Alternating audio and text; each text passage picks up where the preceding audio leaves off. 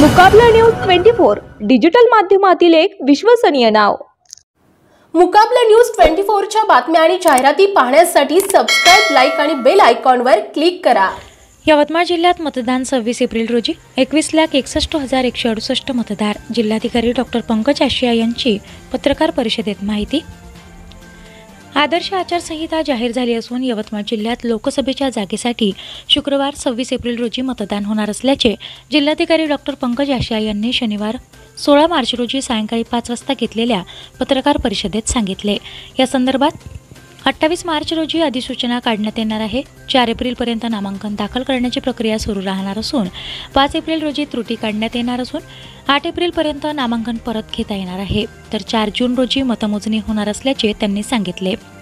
यावेळी त्यांनी मतदार जनजागृती अंतर्गत युवक आणि महिलांसाठी विशेष उपक्रम राबविल्याने त्यांची संख्या वाढल्याचे त्यांनी सांगितले। यवतमाळ जिल्ह्यात यवतमाळ, वाशिम, हिंगोली आणि चंद्रपूर असे 3 लोकसभा मतदारसंघ समाविष्ट असून एकूण 2532 मतदान केंद्र राहणार असल्याची माहिती त्यांनी दिली। यवतमाळ जिल्ह्यात मतदारांची संख्या 21,61,168 असून यात 11,15,093 महिला तर 10,46,023 पुरुष आणि 52 तृतीयपंथी आहेत।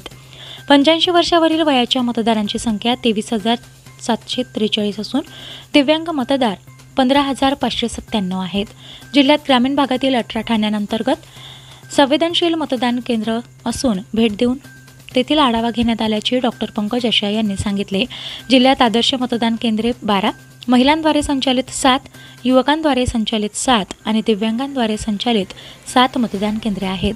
238 क्षेत्रीय अधिकारी नियंत्रण करणार असून 2,785 मतदान केंद्राध्यक्ष तर 8,355 मतदान अधिकारी राहणार असल्याचे त्यांनी सांगितले।